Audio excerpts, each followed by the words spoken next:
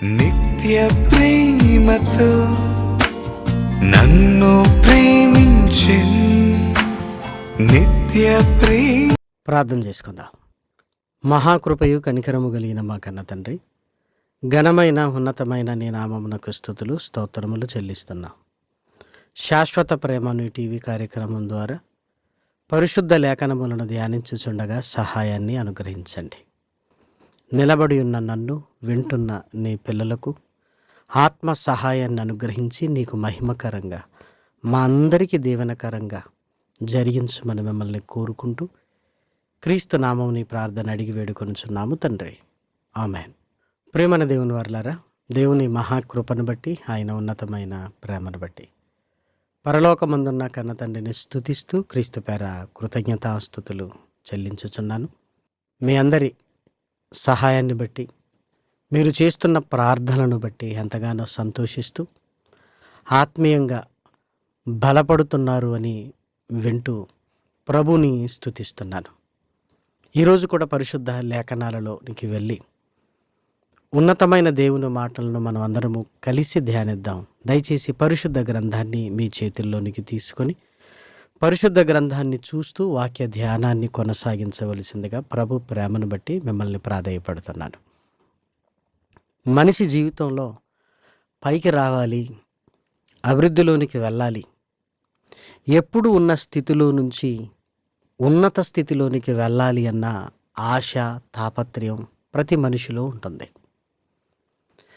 రాను రాను ఆ తాపత్రయం మితిమీరిపోయి జీవితంలో పైకి రావటమే లక్ష్యంగా పెట్టుకొని బ్రతుకుతున్నవారు ఈ తరంలో కనబడుతూనే ఉన్నారు. ఉద్యోగం నా జీవిత లక్ష్యం, విదేశాలకు వెళ్ళటం నా జీవిత లక్ష్యం, జీవితంలో ఉన్నత శిఖరాలను అధిరోహించాలి అని ఆరోగ్యాలను పణంగా పెడుతూ దేవుడిచ్చిన విలువైన జీవితాన్ని కూడా లెక్క చేయకుండా దాని వెనుక పరిగెడుతున్న యువతను చూస్తున్నప్పుడు జాలి పడాలనిపిస్తుంది. ఎందుకంటే పైకి రావాలి, అభివృద్ధిలోనికి వెళ్ళాలి, విదేశాలకు వెళ్ళాలి అన్న ఈ లక్ష్యాలు మనిషిని దేవునికి దూరం చేస్తున్నాయి అని గ్రహించలేకపోతున్నారు. అసలు అభివృద్ధి అంటే ఏంటి? జీవితంలో పైకి రావటం అంటే ఏంటి? కారు, బంగళా, లక్షల జీతం అంతేనా? ఇవన్నీ కలిగిన వారిని ఒక్కసారి మీరు అడిగి చూడండి. ఏమండి, ఉద్యోగం ఉంది, కారు ఉంది, బంగ్లా ఉంది, మీరు ఎలా ఉన్నారు అంటే జీవితంలో ఏదో కోల్పోయానన్న బాధతో ఈరోజు అనేకులు ఉన్నారు. ప్రేమన వారలారా, మనకంటే ముందు అభివృద్ధిలోనికి రావాలని ఎన్నో సాధించిన వారి జీవితంలోనికి వెళ్ళి మనం చూస్తే దేవునికి మేము దూరమయ్యాము అన్న బాధ, మరణిస్తే మా జీవితాలు ఏమైపోతాయి, అన్నీ వదిలి వెళ్ళిపోవాలి అన్న ఆవేదన వారిలో కనపడుతుంది. అలాంటప్పుడు మరలా మనం కూడా మన పిల్లల్ని అలానే ప్రోత్సహిస్తూ విలువైన జీవితాన్ని దేవుని కొరకు కాకుండా అభివృద్ధి పేరుతో, కెరీర్ పేరుతో వారిని పంపుతున్నాం. వారు కూడా పరిగెత్తుతున్నారు. దయచేసి ఒక్కసారి ఆలోచించండి. పైకి రావాలి, పైకి రావాలి అంటున్న మనమే ఏదో ఒక రోజు మరణిస్తే పైకి కాదు కదా, వారిని కిందికి తీసుకుని వచ్చి నేలలోనే పాతి పెట్టాలి. ప్రేమన వారలారా, రతన్ టాటా గారు వేల కోట్ల రూపాయల సామ్రాజ్యానికి అధినేత. ఏం జరిగింది? ఇదిగో ఈ నేలకే తీసుకొచ్చారు. జీవితంలో చాలా పైకి వెళ్ళాడు, మరణించగానే ఇదే నేలలో పాతి పెట్టారు. ప్రేమన దేవుని పిల్లలారా, అంటే ఏ మనిషి అయినా ఏమండి తెలివితేటలతో అందలాలు ఎక్కినా, పైకి వెళ్ళినా మరలా క్రిందికి వచ్చి ఇదిగో ఈ నేలలోనే పాతి పెట్టబడాల్సిందే. మన్నైనది వెనకటి వలనే మరలా భూమికి చేరును. మరి ఎలా బ్రతకాలంటే బ్రతకడానికి ఇదిగో వేసుకోవడానికి బట్టలు, తినడానికి తిండి, ఇవి చాలా చిన్న విషయాలు ప్రేమన వారలారా. కానీ వీటిని గురించి ఆలోచిస్తూ యువత పరిగెడుతుంది. తమ జీవిత కాలాన్ని ఇదిగో కెరీర్కు పనంగా పెడుతున్నారు. ప్రేమన వారలారా, జీవితంలో దేవుడు వద్దా? ఆ కెరీర్ అని ఆరాధనలకు రాని వాళ్ళు ఉన్నారు. ఆ కెరీర్ అని పుస్తకాల మధ్య చదువుతూ బైబిల్‌ను పఠించని వాళ్ళు ఉన్నారు. ఆ కెరీర్ అనుకుంటూ, కోచింగ్‌లు అనుకుంటూ ఈరోజు దేవునితో మాట్లాడటం, ప్రార్థనా జీవితాన్ని కోల్పోయిన వారు కనపడుతున్నారు. దేవుణ్ణి వదిలి నువ్వు ఏం సాధించగలవు? మీరు ఆలోచించండి దయచేసి. దేవునిలో ఉండి సాధించుకోవాలి అన్న తపన కంటే దేవుణ్ణి విడిచిపెట్టి సాధించాలన్న కోరిక ఈరోజు యువతలో కనపడుతుంది. పైకి రావటం అంటే కారు, బంగళా, లక్షల జీవితం కాదు ప్రేమన వారలారా. పరిశుద్ధ గ్రంథంలోనికి వెళ్ళి చూడగలిగితే కొలసీలకు రాసిన పత్రిక 3వ అధ్యాయము 2వ వచనాన్ని దయచేసి మీరు చూడగలిగితే, పైనున్న వాటి మీదనే గాని భూ సంబంధమైన వాటి మీద మనస్సు పెట్టుకొనకుడి. పైనున్న వాటి మీదనే. పైన ఎవరున్నారు? పైన అంటే అంతరిక్షం కాదు. మరి పైనున్న వాటి మీదనే మనస్సు పెట్టండి అని, మీరు పైకి రావాలి అని చెబుతున్నాడు పౌలు గారు. పైన ఏముంది అని చూడగలిగితే మొదటి వచనాన్ని చూడండి. మీరు క్రీస్తుతో కూడా లేపబడిన వారైతే పైనున్న వాటినే వెదకుడి, అక్కడ క్రీస్తు దేవుని కుడిపార్శ్వమున కూర్చుండి ఉన్నాడు. జీవితంలో పైకి రావటం అంటే ఉన్నత స్థానాలు అనుకుంటారు. పైకి రావటం అంటే దేవుడు ఏమంటున్నాడో తెలుసా? నాయనా, నేనున్న లోకానికి రావటం, మీరు పైకే రావటం రా, పరలోకానికి రావటం అని సెలవిస్తున్నాడు. అభివృద్ధి అనగానే భూమి మీద వస్తువులు, ఆస్తులు, స్థలాలు, పొలాలు సంపాదించుకోవటం కాదు. పరలోకంలో మన స్థానాన్ని పదిలపరుచుకోవటం ప్రేమన వారలారా. అక్కడి నుండే భూమి మీదకి వచ్చాం, మరలా అక్కడికి వెళ్ళవలసిన వారం. పైన యేసుక్రీస్తు దేవుని కుడిపార్శ్వమున కూర్చున్నాడు అని మనకెందుకు చెప్తున్నాడో తెలుసా? డెవలప్మెంట్ అంటే, అభివృద్ధి అంటే, పైకి రావటం అంటే ఇది అని చెప్తున్నాడు ప్రేమన వారలారా. మన ఆలోచనలు చూడండి. పరలోకాన్ని మరిచిపోయి పైకి వెళ్ళాలి అన్న ఆలోచన లేకుండా, రక్షణ లేకుండా, అభివృద్ధి పేరుతో, చదువుల పేరుతో దేశాలు తిరుగుతున్నాం. కానీ ఏదో ఒకరోజు మరణిస్తే పైకి వెళ్ళిన నీవు మరలా కిందికి రావలసిందే. పైకి వెళ్ళటం అంటే పరలోకపు ఆలోచన కలిగి ఉండటం ప్రేమన వారలారా. యేసుక్రీస్తును ఎందుకు చూపిస్తున్నాడో తెలుసా? మనలాంటి శరీరాన్ని కలిగి ఆయన 33.5 సంవత్సరాలు ఈ భూమి మీద బ్రతికి ఆయన ఎక్కడికి వెళ్ళాలని ఆలోచన కలిగి ఉన్నాడంటే పరలోకానికి వెళ్ళాలి అన్న ఆలోచన కలిగి ఉన్నాడు ఆయన. మనలాంటి ఆకారాన్ని కలిగిన ఆయన పరలోకములోనికి వెళ్ళి తండ్రి కుడిపార్శ్వమున కూర్చున్నాడు అంటే, ఇదిగో మీరు కూడా అక్కడికి వెళ్ళాలి, పైనున్న వాటి మీద మనస్సు పెట్టండి, పరలోకం మీద అంటున్నాడు ప్రేమన వారలారా.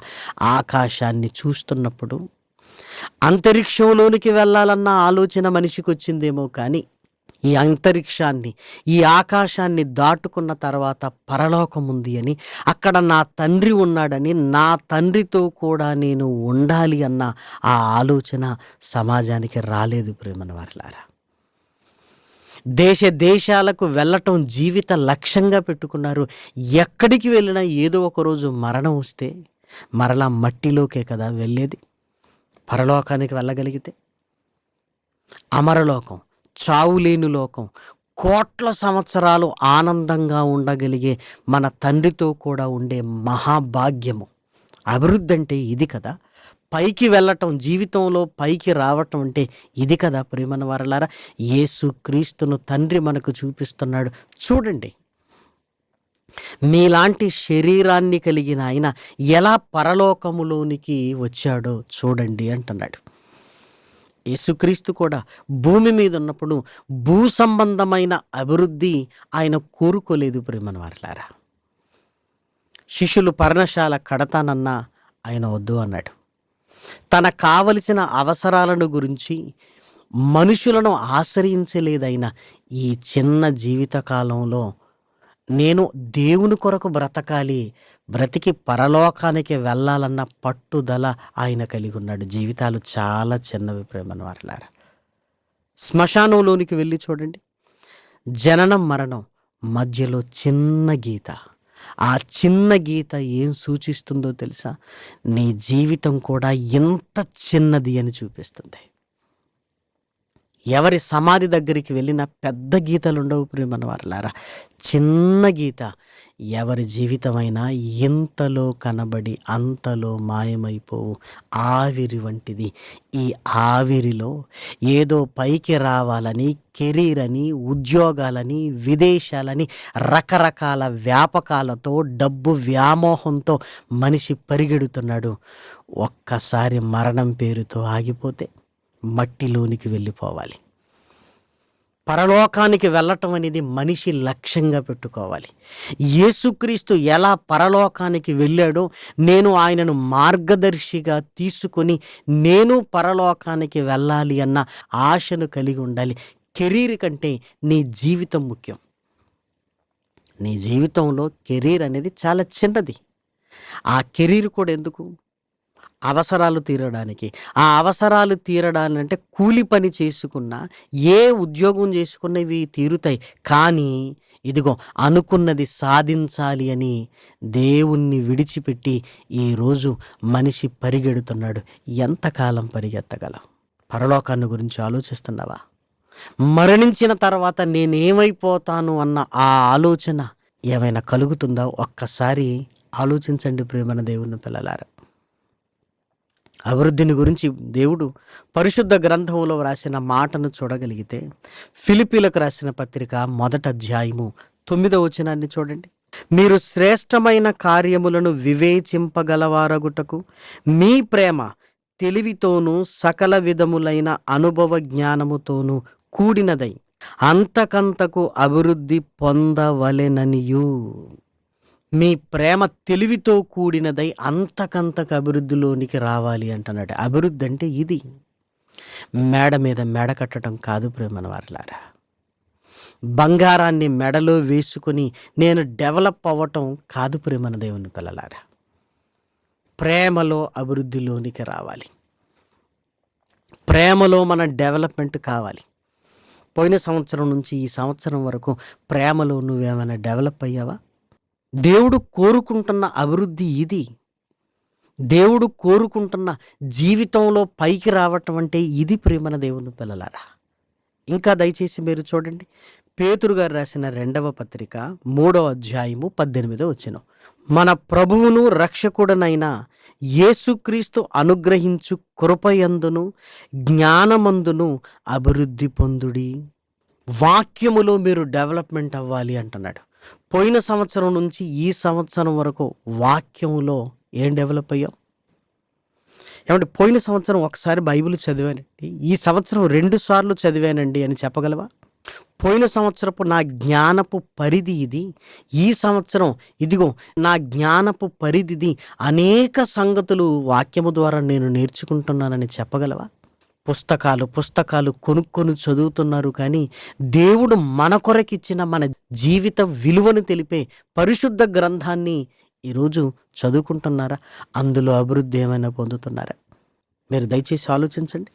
మీ హాబీస్ ఏంటి అన్నప్పుడు బైబిల్ చదవటం అని ఎవరైనా చెబుతున్నారా? సినిమాలు చూడటం, షికారులకు వెళ్ళటం, మీరు ఆలోచించండి. అసలు షార్ట్స్ చేయటం, యువత అంతా ఇందులో కూరుకొని పోయింది ప్రేమన వారలారా. ఫ్రెండ్స్తో గడపటం, టీవీ చూడటం, పరిశుద్ధ గ్రంథాన్ని చదవటమే నా అలవాటు అని ఎవరైనా చెప్పగలుగుతున్నారా? ఏదో అవసరం వచ్చినప్పుడు, ఏదో అనారోగ్యం వచ్చినప్పుడు అలా జ్ఞాపకం చేసుకుంటున్నామే తప్ప దీన్ని అలవాటుగా పెట్టుకొని డెవలప్ అవుతున్నామా? ఇది అభివృద్ధి ప్రియమైన దేవుని పిల్లలారా. లేఖనాలలోనికి వెళ్ళి మీరు చూడగలిగితే తెస్సలోనికలకు రాసిన 2వ పత్రిక 1వ అధ్యాయము 3వ వచనాన్ని చూడండి. సహోదరులారా, మేమెల్లప్పుడూ మిమ్మను గూర్చి దేవునికి కృతజ్ఞతాస్తుతులు చెల్లించుటకు బద్ధులమై ఉన్నాము.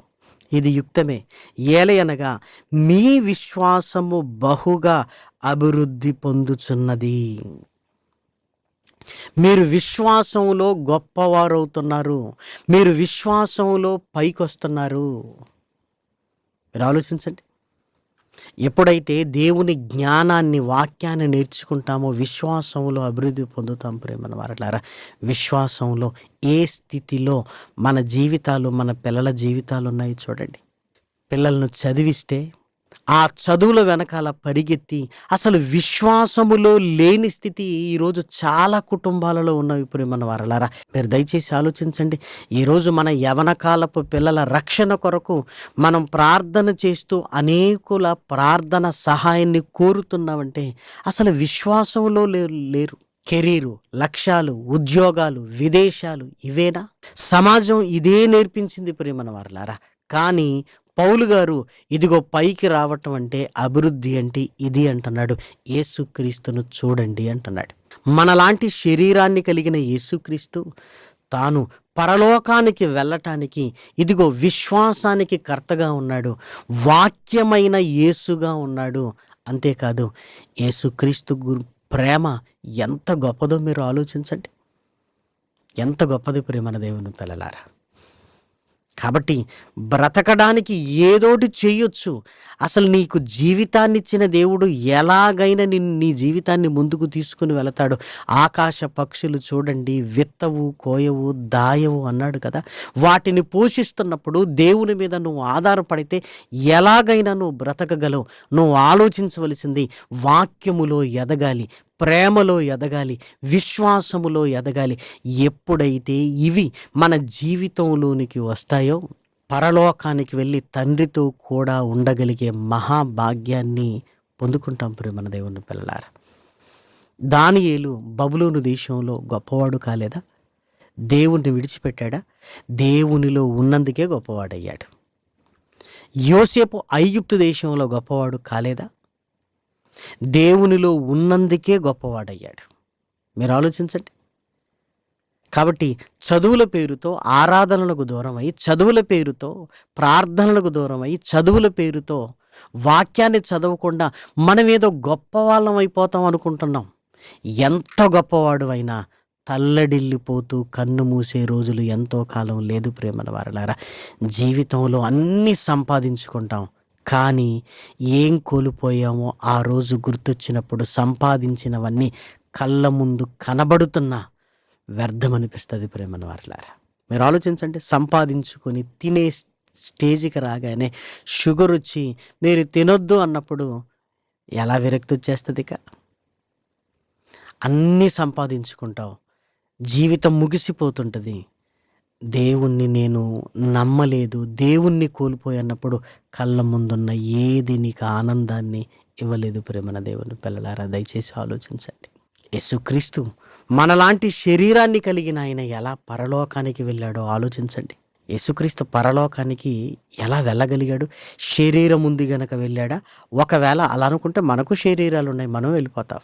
కాదు ప్రేమన వారలారా. మరెందుకు? ఆయన పవిత్రుడు గనుక పరలోకానికి వెళ్ళాడు. ఇప్పుడు మీరు ఆలోచించండి. ఆ పరలోకానికి మనం కూడా వెళ్ళగలుగుతామని మీరు ఆలోచించగలిగితే, పవిత్రత లేని పాపముతో నిండుకున్న మన జీవితాలు అసలు పరలోకానికి అర్హత కావు ప్రేమన దేవుని పిల్లలారా.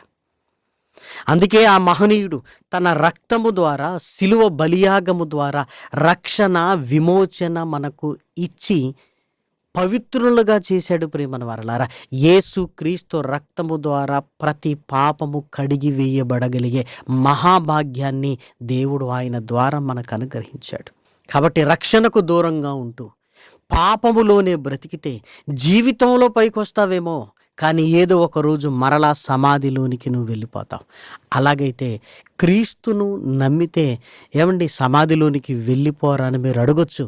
కానీ క్రీస్తును నమ్మితే సమాధి గెలిచి పరలోకానికి వెళ్ళగలిగే మహాభాగ్యం ఎలా నమ్మగలరు మీరు అంటే, యేసుక్రీస్తు మరణించి తిరిగి లేచి ఆయన పరలోకానికి వెళ్ళాడు.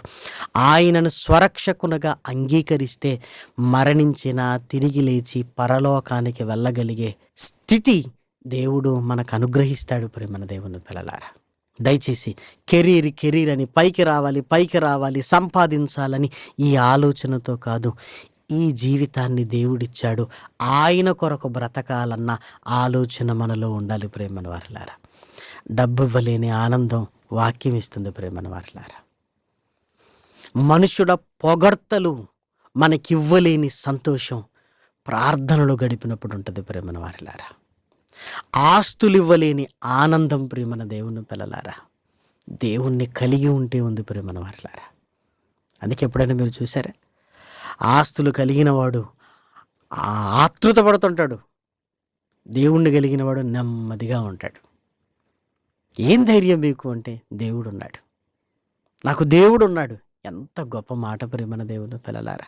రెక్కలు రాగానే ఎగిరిపోదాం అనుకుంటున్నావు విదేశాలకి, కానీ పరలోకానికి వెళ్ళాలన్న ఆలోచన లేకపోతే ఎక్కడికి వెళ్ళినా ఏం ప్రయోజనం చెప్పండి. దయచేసి మీరు ఆలోచించండి. ధనవంతుడు అనుకుంటున్నాడు, అనేక సంవత్సరములకు ఆస్తి నీకు సమకూర్చబడింది, తిను త్రాగు సుఖించుమని చెప్పుకోవాలనుకుంటున్నాడు. దేవుడు ఈ రాత్రి నీ ప్రాణమును అడుగుచున్నారు, నీవు సిద్ధపరిచినవి ఎవని కగును అంటున్నాడు ప్రేమన వారలారా. నిజమే కదా, ఆశలు మనకున్నవి, కోరికలు మనకున్నవి, లక్ష్యాలు మనకున్నవి, కానీ ఆయుష్ మనకు లేదు. ఆయుష్ లేదు. ఆయుష్ లేకపోతే ఎన్ని ఆశయాలున్నా ఏం ప్రయోజనం చెప్పండి? ఏం ప్రయోజనం? ఆశయాలున్నాయి, ఆరోగ్యం లేకపోతే ఏం ప్రయోజనం చెప్పండి? నీ ఆయుష్, నీ ఆరోగ్యం దేవుని చేతుల్లో ఉన్నది ప్రేమన వారలారా. నువ్వు ఆయనలో ఉండి సాధించుకోవడానికి ప్రయత్నం చేయాలి తప్ప ఆయనను విడిచిపెట్టి ఎంత పరిగెత్తినా ప్రయోజనం లేదు. అందుకే యవన కాలములోనే రక్షణలోనికి రావాలి, యవన కాలములోనే సంఘ సహవాసాన్ని కలిగి ఉండాలి. ఇంకా చెప్పాలంటే నీ సృష్టికర్తను బాల్య దినముల యందే స్మరణకు తెచ్చుకోమని లేఖనాలు సెలవిస్తున్నాయి. రక్షణలోనికి వచ్చి జ్ఞానమందును, ప్రేమయందును, విశ్వాసమయందును నువ్వు అభివృద్ధిలోనికి రావాలి. అభివృద్ధి ఇది గొప్ప విషయం ప్రేమన వారలారా. మరణమా ఏదో ఒకరోజు మనల్ని పలకరిస్తుంది, వెళ్ళిపోతాం. కానీ యేసు క్రీస్తును నమ్మిన మనం తిరిగి లేచి పరలోకానికి వెళ్ళి కోటాను కోట్ల సంవత్సరాలు ఆయనతో కూడుండే మహాభాగ్యాన్ని మనం పొందుకుంటాం ప్రేమన దేవుని పిల్లలారా. అందుకే పౌలు గారు పైనున్న వాటిని వెతకండి అంటున్నాడు ప్రేమన వారలారా. ఆ పైన ఎవరున్నారంటే యేసుక్రీస్తు ఉన్నాడు. శిష్యులు ఆయనను చూచి మేము కూడా పరలోకానికి వెళ్ళాలని పట్టుదలతో బ్రతికారు ప్రేమన వారలారా. అపోస్తుల కార్యములు 1వ అధ్యాయము 11వ వచనాన్ని చూడండి. గలిలయ మనుషులారా, మీరెందుకు నిలిచి ఆకాశం వైపు చూచుచున్నారు? మీ యొద్ద నుండి పరలోకమునకు చేర్చుకొనబడిన ఈ యేసే ఏ రీతిగా పరలోకమునకు వెళ్ళుట మీరు చూచితిరో ఆ రీతిగానే ఆయన తిరిగి వచ్చునని వారితో చెప్పిరి. జీవితంలో పైకి రావటం అంటే ఆయన పరలోకానికి వెళ్ళాడు ప్రేమన వారలారా. శిష్యులు అది చూశారు. ఈ భూమి మీద ఏదున్నా వ్యర్థము, మేము పరలోకానికి వెళ్ళాలని పట్టుదలతో బ్రతికారు ప్రేమన వారలారా. దాన్ని సాధించుకున్నారు. మరి నీవు నేను పరిస్థితి ఏంటి? ఇక్కడే అన్ని సంపాదించి వదిలేసి వెళ్ళిపోదామా? లేదంటే ఇక్కడ దేవుణ్ణి సంపాదించుకొని పరలోకాన్ని సంపాదించుకుందామా? ఒక్కసారి ఆలోచించండి. ఇంకా రక్షణలోనికి రాకపోతే మీరు వాయిదా వేయొచ్చు రక్షణను, కానీ మీ చావు మిమ్మల్ని వాయిదా వేయదు. మీరు ఆలోచించండి. కాబట్టి రక్షణలోనికి వచ్చి మన జీవితాన్ని పరలోకానికి చేర్చుకునే విధంగా ప్రేమలోను, విశ్వాసములోను, జ్ఞానములోను అభివృద్ధి పొందుతూ ఆయన యందుండి నడుచుకోవాలి అని దేవుని ప్రేమను బట్టి మిమ్మల్ని అందరినీ కోరుకుంటూ ఈ మాటలు నేను ముగిస్తున్నాను. ప్రార్థన చేసుకుందాం. మహాకృపయు కనికరము కలిగిన మా కన్న తండ్రి, ఘనమైన ఉన్నతమైన నీ నామమునకు స్తుతులు స్తోత్రములు చెల్లిస్తున్నా. విలువైన నీ మాటలతో నాయన నీ పిల్లల్ని నింపండి నాయన. రక్షణ కంటే ముఖ్యమైనది లేదు, పరలోకానికి వెళ్ళటం కంటే మరొక ధ్యేయము, లక్ష్యము లేదు నాయన. భూమి మీద చిన్న జీవితాలలో నాయన తిండి, బట్ట, గూడు కొరకు నాయన మనిషి ఎంత ప్రయాసపడుతున్నాడు నాయన. అది నిన్ను విడిచిపెట్టి కెరీర్ అంటున్నాడు, లక్ష్యాలు అంటున్నాడు, ధ్యేయం అంటున్నాడు. తండ్రి, ఇదిగో నాయన నీ వైపు హృదయాలు మళ్లించుకొని నాయన రక్షణలోనికి వచ్చి నాయన పరలోకాన్ని పట్టుదల కలిగిన ఆయన విశ్వాసములోను, ప్రేమలోను, జ్ఞానములోను అభివృద్ధి పొందగలిగే భాగ్యాన్ని అనుగ్రహించండి. విన్న మాటలు నాయన నీ పిల్లల హృదయాలలో ఫలింపచేయండి. అనేకులు రక్షణలోనికి రాగొలుగునట్లుగా నాయన హృదయాలను ప్రేరేపించండి.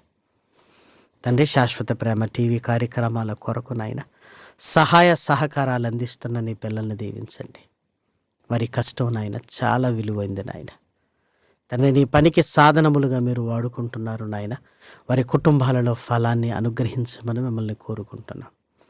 ప్రార్థనా సహాయాన్ని కోరిన నీ పిల్లల్ని దీవించండి. ఆత్మీయ జీవితంలో నాయన అభివృద్ధిలోనికి తీసుకొని రండి. కుటుంబాలలో శాంతిని, సమాధానాన్ని, నెమ్మదిని అనుగ్రహించండి. అనేక కుటుంబాలలో శోధనగా ఉంటుండగా నాయన ఆ శోధనలో నాయన నిలబడి గెలవబడగలిగే నీ ఆత్మ సహాయముతో నాయన నింపండి. అనారోగ్యంతో బాధపడుతున్న నీ పిల్లలను నాయన ముట్టండి, స్వస్థపరచండి. యవన కాలములో నీ కాడిని మొయ్యాలి అన్న ఆలోచన నాయన తండ్రి యవన కాలములో ఉంటున్న పిల్లలకు కలిగించమని మిమ్మల్ని కోరుకుంటున్నాం. ఇంకనూ నాయన ఈ కార్యక్రమాలు నీకు మహిమకరంగా, అనేకులకు ఆశీర్వాదకరంగా నాయన ముందుకు తీసుకుని వెళ్ళమని మిమ్మల్ని కోరుకుంటూ క్రీస్తు నామం నీ ప్రార్థన అడిగి వేడుకొనుచున్నాము తండ్రి, ఆమెన్. పరమ తండ్రి అయిన దేవుని ప్రేమయు, కుమారుడైన యేసు క్రీస్తు కృపయు, పరిశుద్ధాత్మ యొక్క అన్యోన్యమైన సహవాసము ఇప్పుడును ఎల్లప్పుడూ సదాకాలము కూడి వచ్చిన మనందరికీ తోడయుండును గాక. ఆమెన్. ప్రేమకు సాటి వేరెవ్వరు, నీ ప్రేమకు సాటి వేరెవ్వరు, ప్రేమకు సాటి వేరెవ్వరు, నీ ప్రేమకు సాటి వేరెవ్వరు, ప్రేమా స్వరూపి నా యేసయ్యా. స్వార్థం లేనిది ప్రేమ, అన్నీ ఓర్చును ప్రేమ. గంభం లేనిది ప్రేమ, అపకారమునే మరచును ప్రేమ. ఉప్పొంగని గుణమే ప్రేమ, కోపం నిలుపదు ప్రేమ. అన్నీ దాడును ప్రేమ, మత్సరమే పడనిది ప్రేమ. దయనే చూపును ప్రేమ, గరికే చేచును ప్రేమ. సహనం చూపును ప్రేమ, నిరీక్షణతో నిలుచును ప్రేమ.